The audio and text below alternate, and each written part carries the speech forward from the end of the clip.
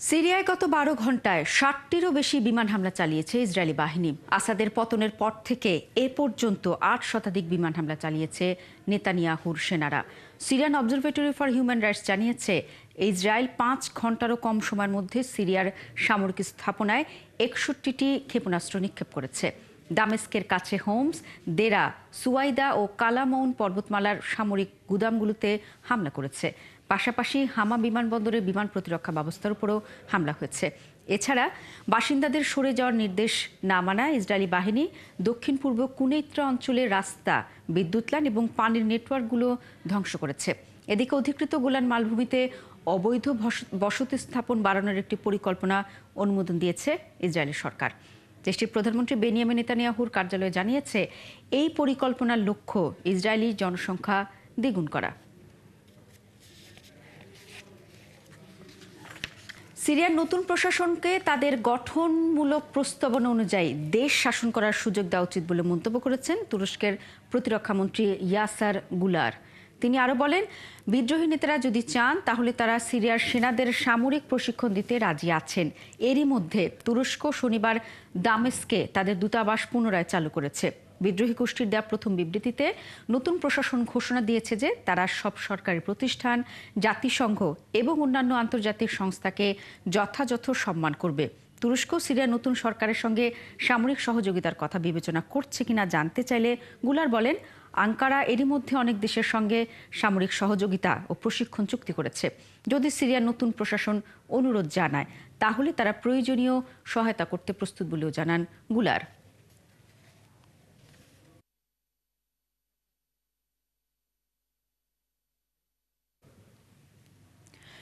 সামরিক অভিযানের মুখে সিরিয়ায় আসাদ পরিবারের কয়েক দশকের নৃশংস শাসনের অবসানের পর দেশটির ভবিষ্যৎ নিয়ে প্রশ্ন উঠেছে। এরই মধ্যে সিরিয়াকে ঐক্যবদ্ধ করার প্রতিশ্রুতি দিয়েছেন বিদ্রোহী এইচটিএস নেতা আবু মোহাম্মদ আল জোলানি। তবে বিশ্লেষকদের ধারণা, পরিস্থিতি যে গতিতে পরিবর্তিত হচ্ছে তাতে করে আগে থেকেই সিরিয়ার ভবিষ্যৎ নিয়ে অনুমান করা বেশ কঠিন। বিস্তারিত মনিরুজ্জামান বাবুর প্রতিবেদনে। অনেকদিন পর আবারও সিরিয়ার স্কুলগুলোতে ফিরেছে প্রাণের ছোঁয়া। দামেস্কের বিভিন্ন স্কুলের আঙিনা ছিল উৎফুল্ল শিক্ষার্থীদের পদচারণায় মুখর। আমি খুব খুশি। আমি ভয়ে রাস্তায় হাঁটতাম যে আমাকে সামরিক চাকরিতে ভর্তি করা হবে। কয়েক দশক ধরে চলা আসাদ পরিবারের নৃশংস শাসনের অবসান ঘটেছে। তবে এসবের মাঝেও এখন দেশটির ভবিষ্যৎ নিয়ে প্রশ্ন উঠেছে। বিদ্রোহী এইচটিএস নেতা আবু মোহাম্মদ আল জোলানি সিরিয়াকে ঐক্যবদ্ধ করার প্রতিশ্রুতি দিয়েছেন। তবে তিনি এই লক্ষ্য অর্জন করতে পারবেন কিনা তা এখনও নিশ্চিত নয়। এদিকে বিবিসির সঙ্গে কথা বলা কয়েকজন বিশ্লেষক দেশটির ভবিষ্যতের সম্ভাব্য কয়েকটি দৃশ্যপট তুলে ধরেছেন। বিশ্লেষকরা বলেছেন, আসাদ সরকারের পতনের পর সবচেয়ে ভালো যে বিষয়টি ঘটতে পারে তা হলো দায়িত্বশীলভাবে দেশ শাসনের জন্য এইচটিএস অন্য বেসামরিক রাজনৈতিক গোষ্ঠীগুলোকে তাদের সঙ্গে কাজ করতে দেবে। সেক্ষেত্রে প্রতিশোধ এবং লুটতারাজের চক্রে পড়ে প্রতিবেশী দেশগুলো যে নতুন সংঘাতের দিকে এগিয়ে গিয়েছিল তা এড়িয়ে যুদ্ধ পরবর্তী সময়ে তারা জাতীয় মীমাংসার পথ তৈরি করতে পারে। অন্যদিকে আসাদ শাসনের মতো করে স্বৈরাচারী উপায়ে এইচটিএসও ক্ষমতাকে একীভূত করবে এমন আশঙ্কাও আছে বলে মনে করছেন বিশ্লেষকরা।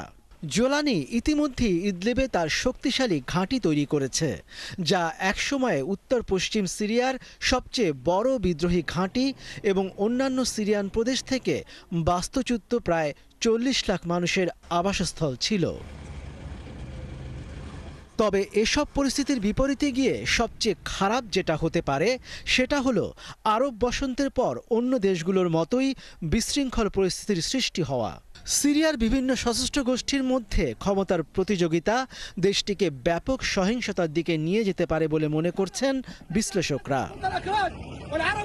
মনিরুজ্জামান বাবু, ৭১। সিরিয়া থেকে পালানোর পরিকল্পনা সম্পর্কে কাউকেই কিছু জানাননি বাশার আল আসাদ। আসাদের ঘনিষ্ঠ সহযোগী কর্মকর্তারা, এমনকি আত্মীয়রাও এ বিষয়ে ছিলেন অন্ধকারে। রয়টার্সের সঙ্গে কথা বলা 14 জনের মতে আসাদ তার পরিকল্পনা গোপন রাখতে প্রতারণা ও ছলনার আশ্রয় নিয়েছিলেন। সৃষ্টি ঘটকের প্রতিবেদন। لنقل بأن الحد الأقصى لإنجاز هذه القوانين মস্কোতে পালিয়ে যাওয়ার কয়েক ঘন্টা আগে গত ৭ ডিসেম্বর প্রতিরক্ষা মন্ত্রণালয়ে প্রায় ৩০ জন সামরিক এবং নিরাপত্তা কর্মকর্তার একটি বৈঠকে আসাদ বলেছিলেন রুশ সামরিক সহায়তা আসছে। এ সময় তিনি পদাতিক বাহিনীকে প্রতিরোধ চালিয়ে যাওয়ার নির্দেশ দেন, কিন্তু কয়েক ঘন্টা পর নিজেই জীবন বাঁচাতে মস্কোর উদ্দেশ্যে পালিয়ে যান। পালিয়ে যাওয়ার কয়েক ঘন্টা আগে নিজ কার্যালয়ের ম্যানেজারকে কাজ শেষে বাসায় ফেরার কথা জানালেও তিনি আসলে বিমানবন্দরে চলে যান। আসাদ তার মিডিয়া উপদেষ্টা বুতাইনা শাবানকে বাসভবনে ডেকে বক্তৃতা লেখার কথা বলেন। শাবান সেখানে পৌঁছে তাকে না পেয়ে হতভম্ব হন। আরব রিফর্ম ইনিশিয়েটিভের নির্বাহী পরিচালক নদিম হুরি বলেন, আসাদ তার সেনাদেরও শেষ পর্যন্ত একত্রিত করেননি, তিনি তাদের ভাগ্যের মুখে ছেড়ে দিয়েছেন। পরাজয় আসন্ন এটা বুঝতে পেরেও ইরানকে সামরিক হস্তক্ষেপের অনুরোধ করেননি আসাদ। তার আশঙ্কা ছিল এতে ইসরায়েল তাদের লক্ষ্যবস্তুতে পরিণত করতে পারে, আর মস্কোর পক্ষ থেকেও সামরিক হস্তক্ষেপের প্রস্তাব নাকচ করে দেয়া হয়। রয়টার্স বলছে, আসাদ প্রথমে সংযুক্ত আরব আমিরাতে আশ্রয় চেয়েছিলেন, কিন্তু আন্তর্জাতিক প্রতিক্রিয়ার ভয়ে তা প্রত্যাখ্যান করে আবুধাবি। পরে তার নিরাপত্তার দায়িত্ব নেন পুতিন। আসাদের প্রধানমন্ত্রী মোহাম্মদ গাজী আল জালালি জানান, পালানোর রাতেও আসাদ পরিস্থিতি নিয়ে তাদের বিভ্রান্ত করেছিলেন। শনিবার রাতে শেষ ফোনালাপে তিনি বলেছিলেন, আগামীকাল দেখা হবে। ৮ ডিসেম্বর সকালে আসাদ সিরিয়া ত্যাগ করেন। এর মধ্য দিয়ে যেমন তার ২ দশকের রাজত্ব শেষ হয়েছে, তেমনি আসাদের পরিবারের ৫০ বছরের বেশি সময় ধরে চলা রাজতন্ত্রেরও অবসান হয়েছে। আসাদের পালানোর মধ্য দিয়ে সিরিয়ার ১৩ বছরের গৃহযুদ্ধের একটি অপ্রত্যাশিত পরিসমাপ্তি ঘটে। আসাদ তার জাতির জন্য রেখে যান এক বিধ্বস্ত ভবিষ্যৎ। সৃষ্টি ঘটক, ৭১। বাশার আল আসাদের পতনের পর সিরিয়ার উত্তরাঞ্চলের যুদ্ধক্ষেত্র এবং আলাওয়াইত পর্বতমালার নিরাপত্তা চৌকিগুলো থেকে নিজেদের সেনাদের সরিয়ে নিচ্ছে রাশিয়া। তবে দেশটিতে রাশিয়ার ২টি প্রধান ঘাঁটি থেকে সেনাদের সরানো হচ্ছে না। ৪ সিরীয় কর্মকর্তার বরাতে ব্রিটিশ বার্তা সংস্থা রয়টার্স এই খবর জানিয়েছে। সিরিয়ার সামরিক ও নিরাপত্তা সূত্র রয়টার্সকে জানিয়েছে, মস্কো তার বাহিনীকে যুদ্ধক্ষেত্রের সম্মুখভাগ থেকে প্রত্যাহার করছে। এরই মধ্যে কিছু ভারী সরঞ্জাম ও সিরিয়ার সিনিয়র কর্মকর্তাদের প্রত্যাহার করা হয়েছে। তবে রাশিয়া তার ২টি প্রধান ঘাঁটি থেকে সেনা প্রত্যাহার করছে না এবং বর্তমানে এমনটি করার কোনো ইচ্ছে নেই বলেও তারা জানিয়েছে। একজন সিনিয়র সিরীয় সেনা কর্মকর্তা রয়টার্সকে বলেছেন, কিছু সরঞ্জাম মস্কোতে ফেরত পাঠানো হচ্ছে, সঙ্গে পাঠানো হচ্ছে আসাদের সামরিক বাহিনীর উচ্চ পদস্থ কয়েকজন কর্মকর্তাদেরও। সিরিয়ায় রাশিয়ার ২টি ঘাঁটি রয়েছে, লাতাকিয়ার হামিমিম বিমান ঘাঁটি ও তার্তুস নৌ ঘাঁটি। ফিলিস্তিনের গাজায় ইসরায়েলি বাহিনীর বর্বর হামলা অব্যাহত রয়েছে। গত ২৪ ঘন্টায় বিমান হামলায় আরও ৬৯ ফিলিস্তিনি নিহত হয়েছেন। এর মধ্যে খান ইউনিসে জাতিসংঘ পরিচালিত একটি স্কুলে আশ্রয় নেয়া অন্তত ২০ জন ফিলিস্তিনি নিহত হয়েছেন। সোমবার গাজার স্বাস্থ্য মন্ত্রণালয় স্কুলে হামলা চালানোর বিষয়টি নিশ্চিত করেছে। এছাড়া উত্তরাঞ্চলের শরণার্থী শিবিরে ইসরায়েলি বিমান হামলায় শিশু, সামরিক কর্মকর্তা ও সাংবাদিক সহ অনেকে নিহত হয়েছেন। আহত হয়েছেন শতাধিক ফিলিস্তিনি। রবিবার গাজার বেইত হানুনের একটি শরণার্থী শিবিরে বিমান হামলা চালায় ইসরায়েলি বাহিনী। এই ঘটনায় বেশ কয়েকজন হতাহত হয়েছেন। নিহতদের মধ্যে শিশুসহ ২ সাংবাদিক রয়েছেন বলেও জানায় আল জাজিরা। গেল বছর ৭ অক্টোবর থেকে এখন পর্যন্ত ইসরায়েলি হামলায় প্রায় ৪৫,০০০ ফিলিস্তিনির মৃত্যু হয়েছে। আহত হয়েছেন ১ লাখেরও বেশি বাসিন্দা। স্বজনহারা ও বাস্তুহারা হয়েছেন লাখ লাখ মানুষ।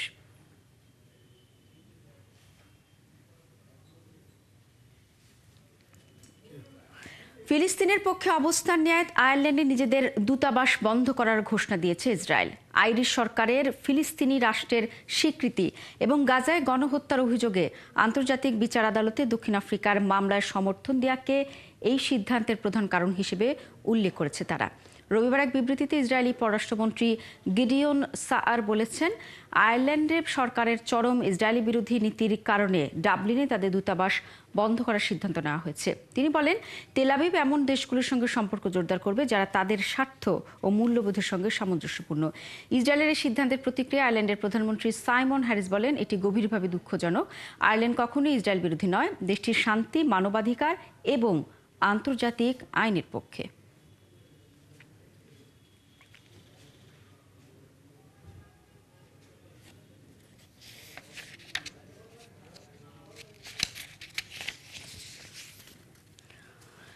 দক্ষিণ কোরিয়ার অভিশংসিত প্রেসিডেন্ট ইউন সুক ইউলকে আদালতে অপসারণ বা পুনর্বহালের বিষয়ে সোমবার দেশটির সাংবিধানিক আদালতে শুনানি শুরু হয়েছে।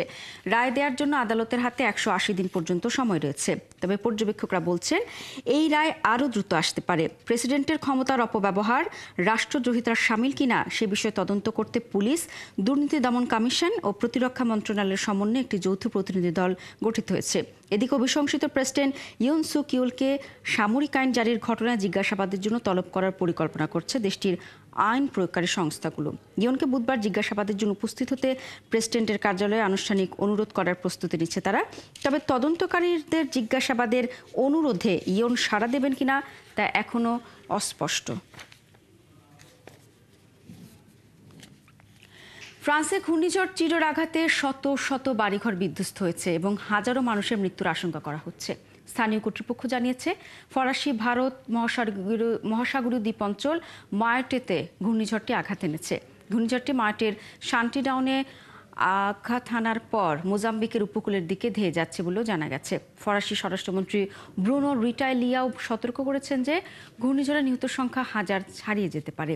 এদিকে ঘূর্ণিঝড় চিডোর কারণে মায়োটে অঞ্চলে সর্বোচ্চ সতর্কতা জারি করা হচ্ছে। গভর্নর ফ্রাঁসোয়া জাভিয়ের সবাইকে আশ্রয়কেন্দ্রে যাওয়ার নির্দেশ দিয়েছেন। উদ্ধারকর্মীরা এখনও কিছু এলাকায় পৌঁছানোর চেষ্টা করছে। মূলত বেঁচে থাকা লোকদের সন্ধান করছেন তারা।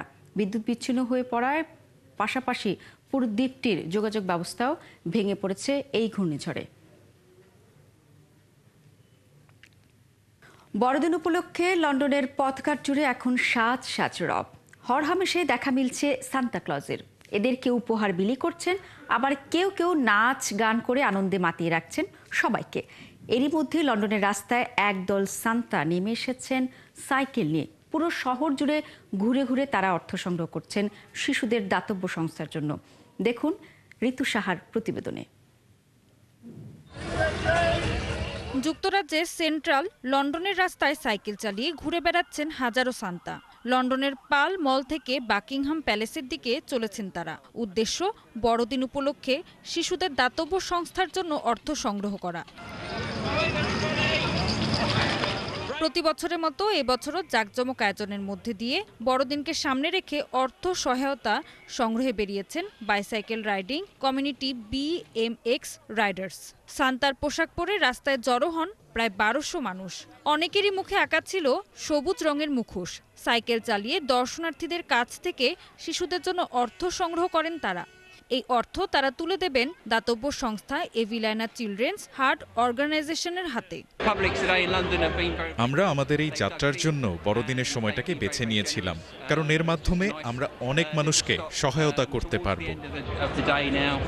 2014 সালে এই আয়োজনটি প্রথম শুরু হয়েছিল স্টিফেন রাইটের হাত ধরে। তার সন্তানের বয়স যখন মাত্র 6 মাস, তখন সে হৃদরোগে আক্রান্ত হয়। সে সময় তার সন্তানকে হাসপাতালে ভর্তি করার জন্য BMX রাইডার্সরা প্রথম অর্থ সংগ্রহে নামে।